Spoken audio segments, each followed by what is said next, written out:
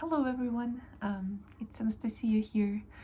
I feel like I haven't recorded anything in a while, and today I felt this real need to share some of my thoughts and feelings again about what is happening and maybe something that I'm going through right now. It's all connected, and I think many people feel the same way as I do in Ukraine and maybe even abroad, as I'm not being affected by the war the most directly. Like, I'm not suffering worst from the worst things, and I know many people, many Ukrainians are, and that is absolutely devastating.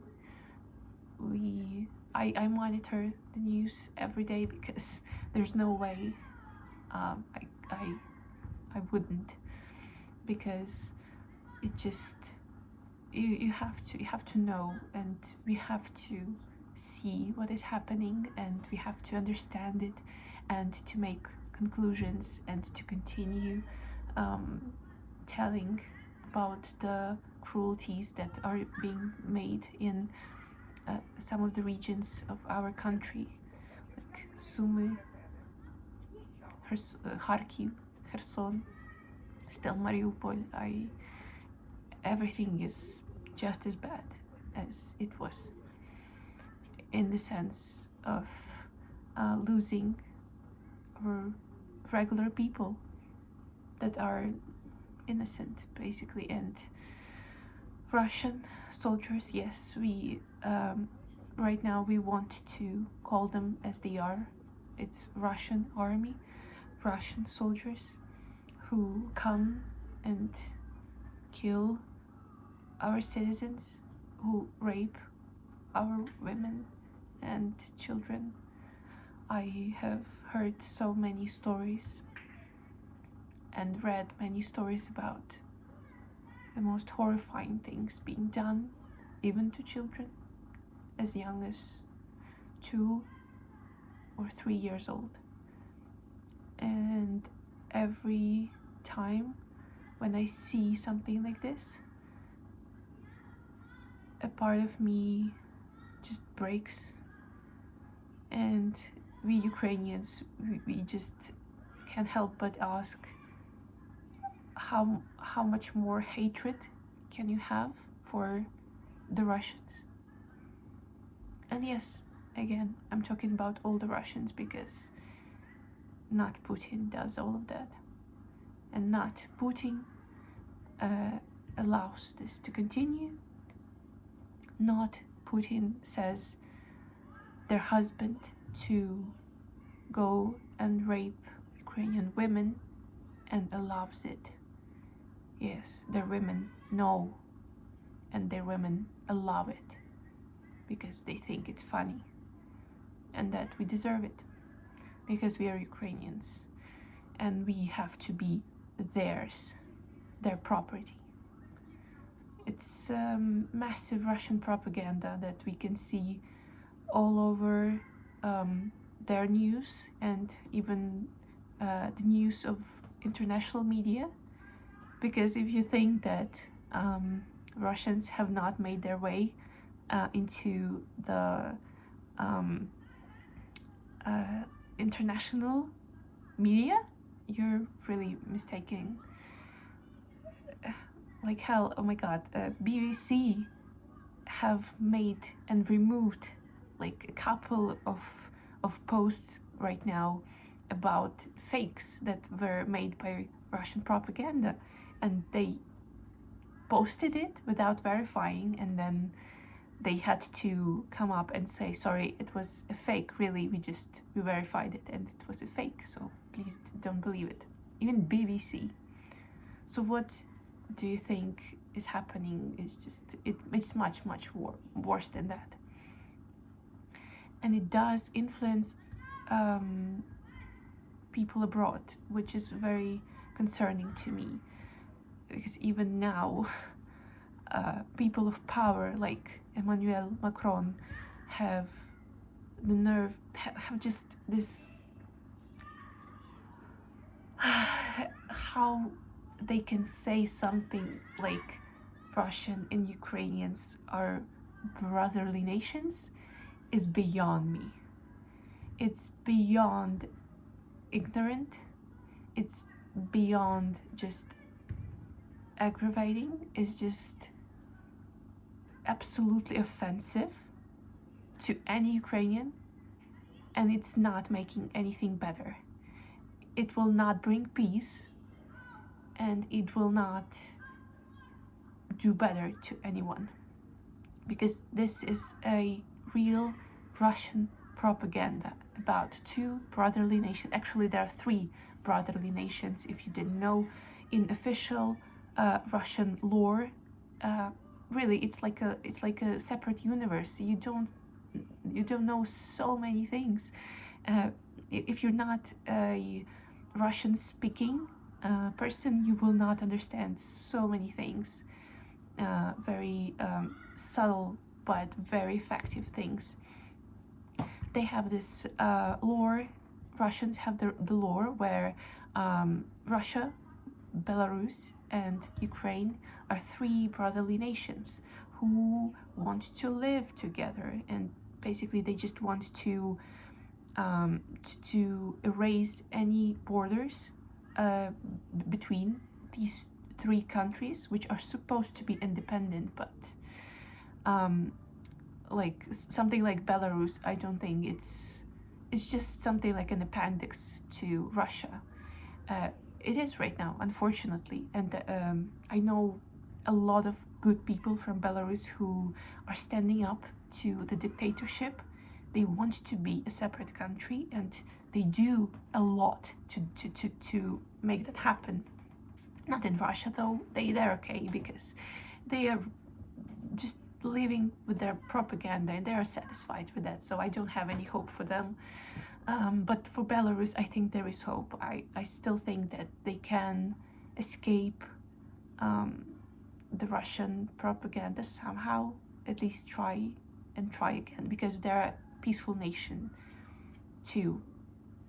A lot of them, not everyone, of course. I strongly condemn Belarus and its authorities for what they do, and I still think that it's possible for Belarus people to break out of the occupation again by Russians, because they are too in informational occupation for a long time.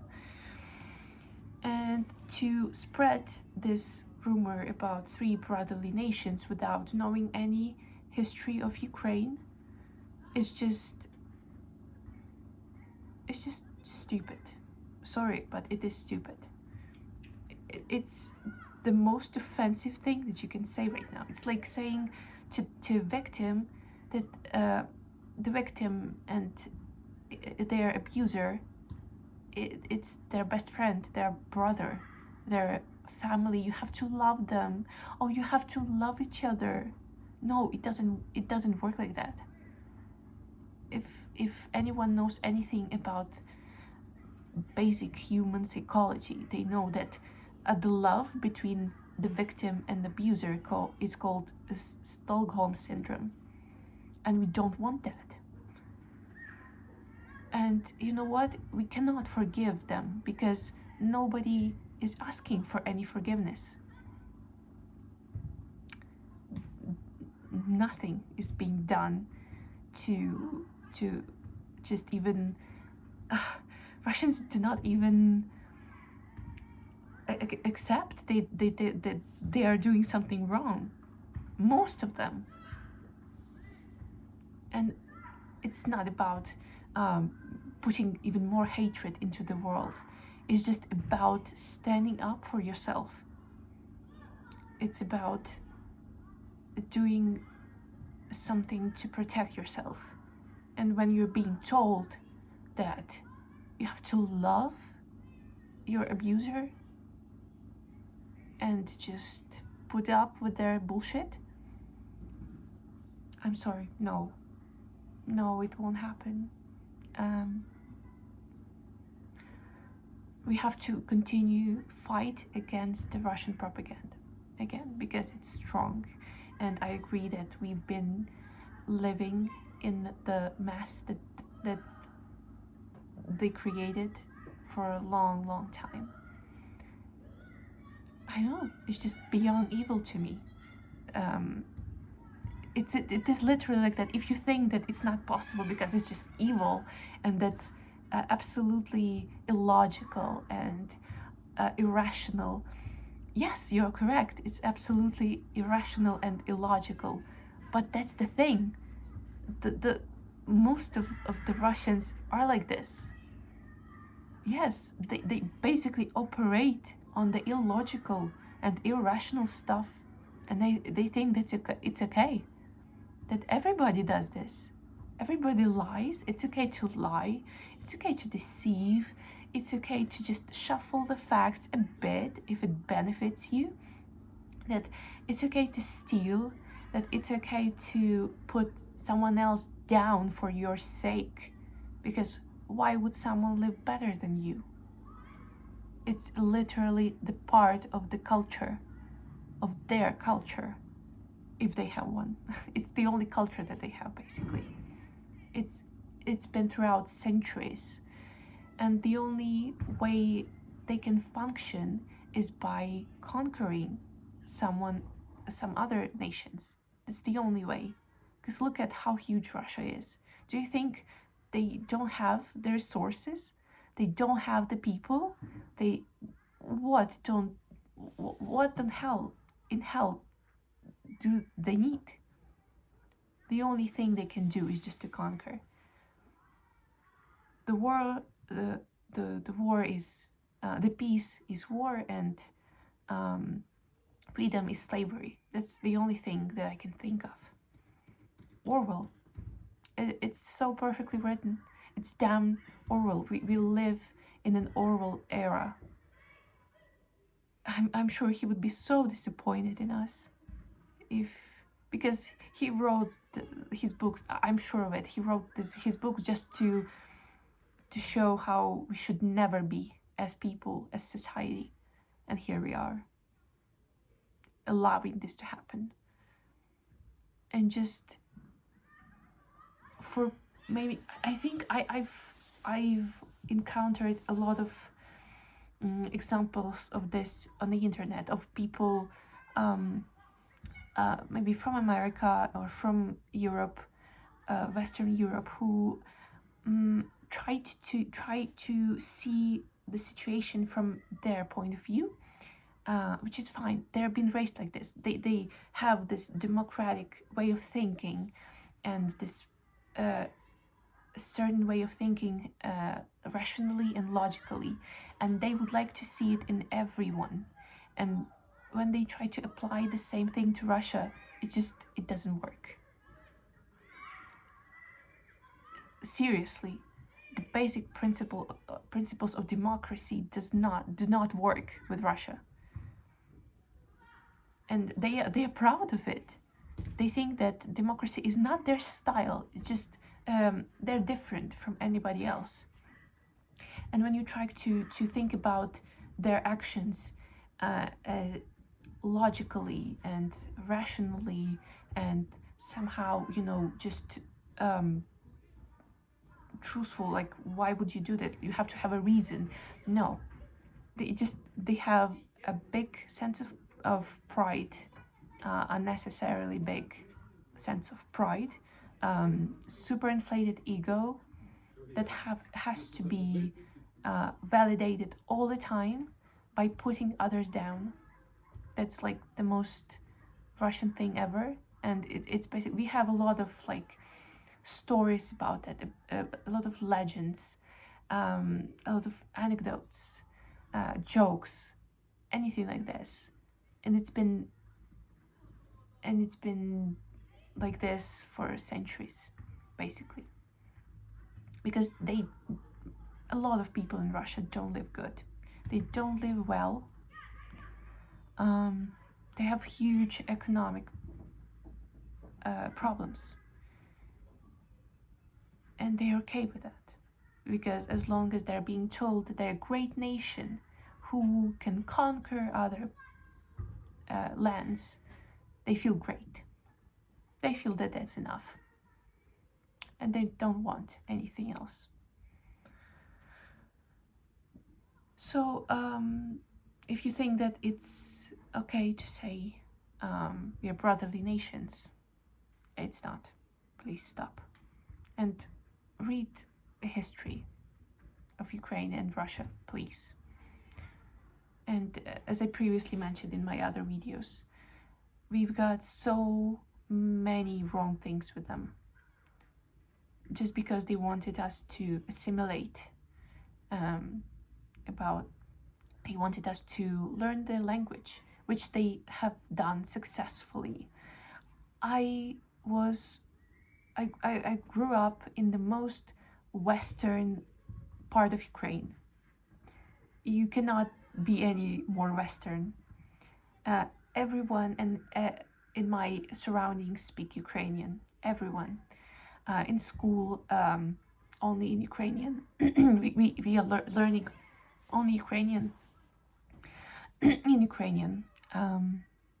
We do have foreign languages, don't worry. It just, I was growing up in all of this Ukrainian surroundings, yet I know Russian from birth. I didn't learn it. I've never learned it. I've never made an effort to learn it. It was already there. And you know how? Oh geez, I don't know.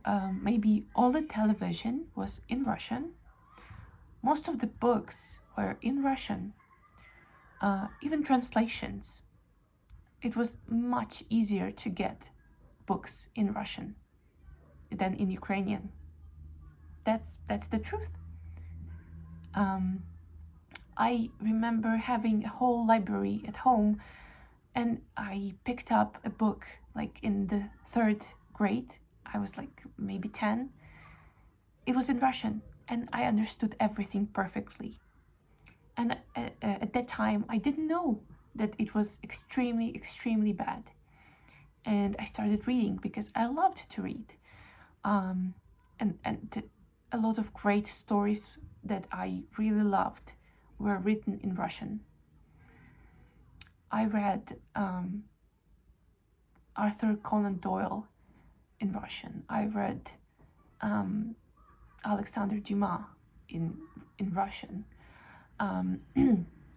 I read Stephen King in Russian. I read Agatha Christie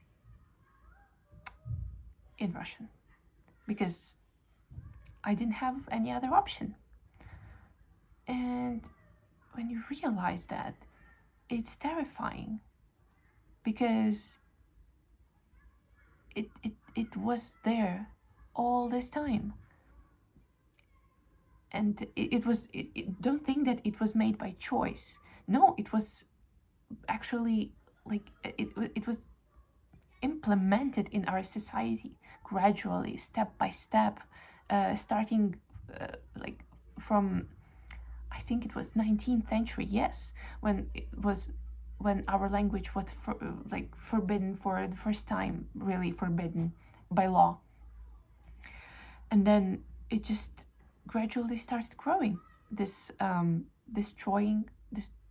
destruction of Ukrainian language and implementation of the Russian language. And how do you and if you ask how, it's really, really simple. You do this very slowly. So you take away the language from all the official media and the official institutions. Yes. You make it Russian a language of power, so only people in power can speak it. You encourage it at all the stages. So if you want a job, you have to know Russian. If you want a raise, you have to speak Russian. If you want a good and stable position at the society, in society, you have to speak Russian. It's literally like that. You get paid more if you teach children in Russian. It was like that. Truly, it is a fact from the previous century, last century, that we had teachers who were teaching Russian in Ukraine were getting paid more. And then it comes the stage where the people who are still speaking Ukrainian, they're considered uneducated and, just peasants. It's a peasant's language. Why would you want to learn it, right? And because, the great Russian is the language of official documents, of science, of literature, why would you want to learn Ukrainian, huh? And then, even then, we have a such a phenomenon as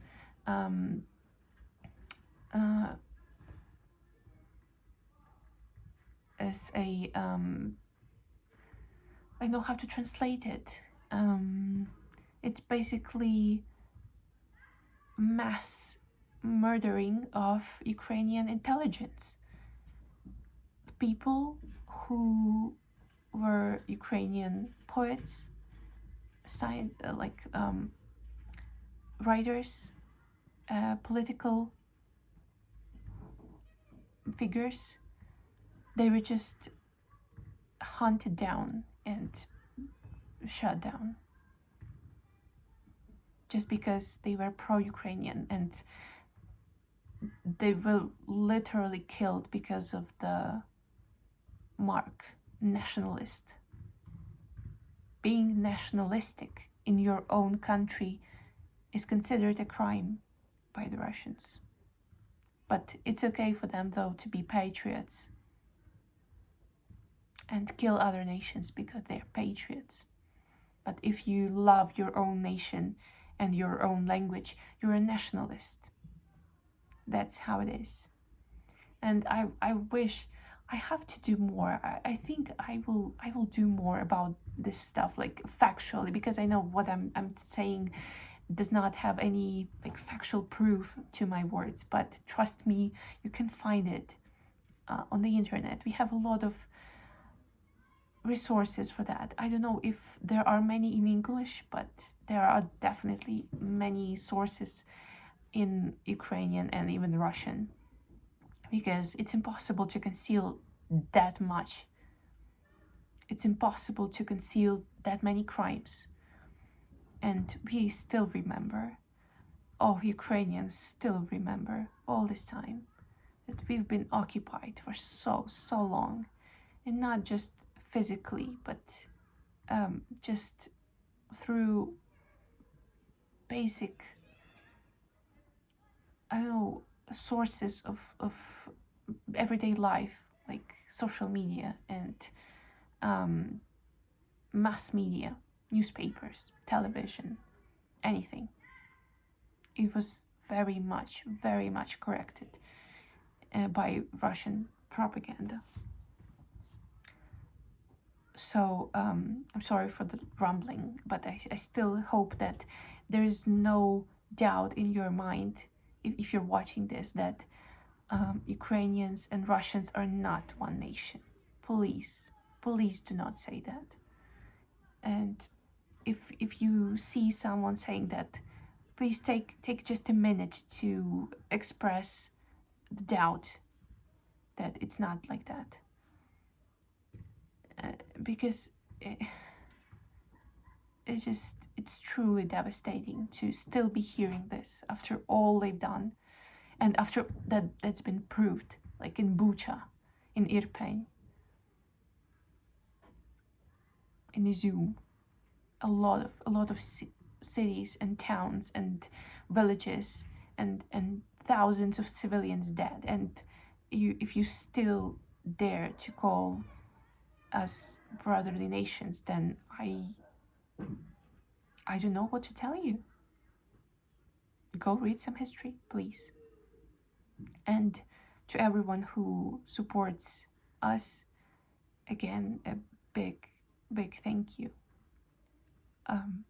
Everyone, every Ukrainian is literally glued to the news, and everyone is so grateful to any help that comes our way.